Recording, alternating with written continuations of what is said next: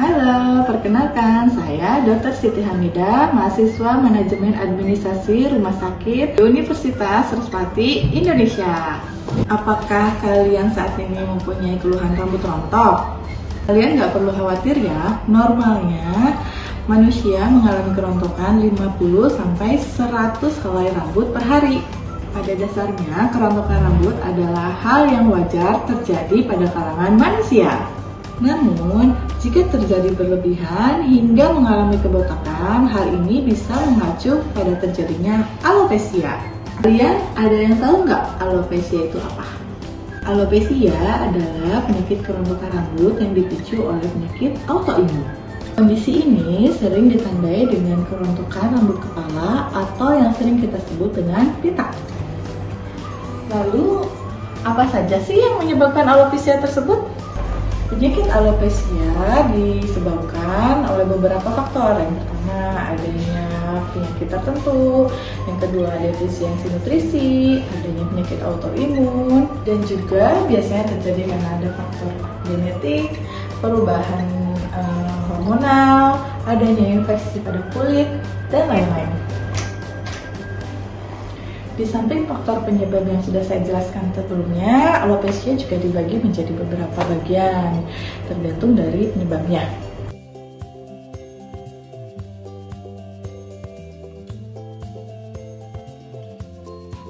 Alopecia yang pertama yaitu alopecia androgenik. Keragaman diameter batang rambut pada kelompok androgenik yaitu batang rambut nampak tebal serta banyak batang rambut yang tipis dan berukuran kecil menghasilkan keragaman sekitar 50% dari masing-masing batang rambut.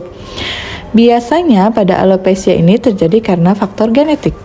Yang kedua yaitu telogen effluvium. Pada telogen effluvium, rambut pendek yang tumbuh kembali, ujungnya tipis dan tumbuh lebih tebal pada area pangkalnya, yang kalian dapat lihat pada lingkaran merah.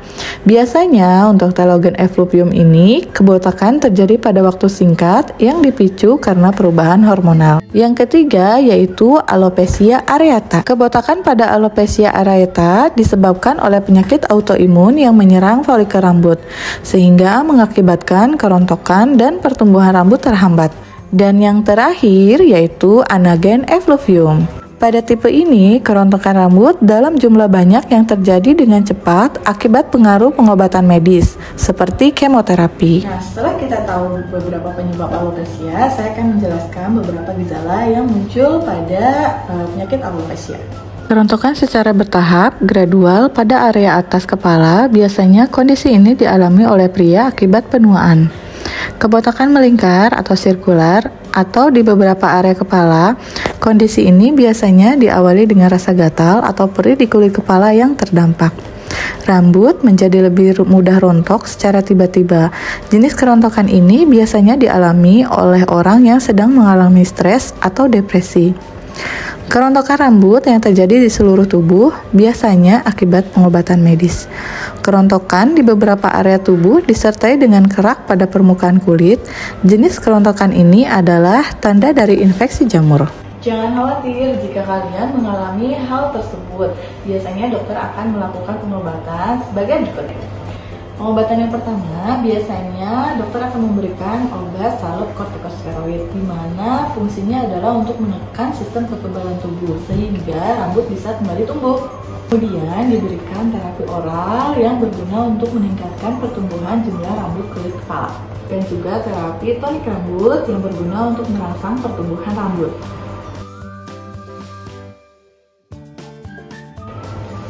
Jangan khawatir.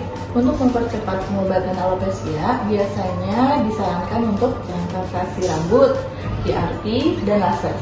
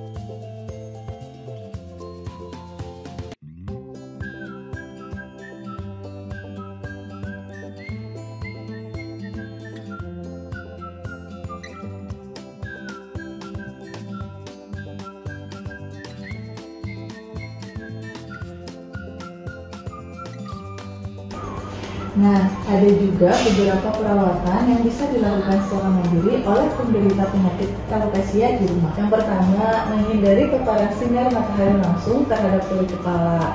Yang kedua, istirahat yang cukup. Dan yang terakhir, mengonsumsi makanan yang bernutrisi seperti mengandung zinc, selenium, vitamin A, D, dan E.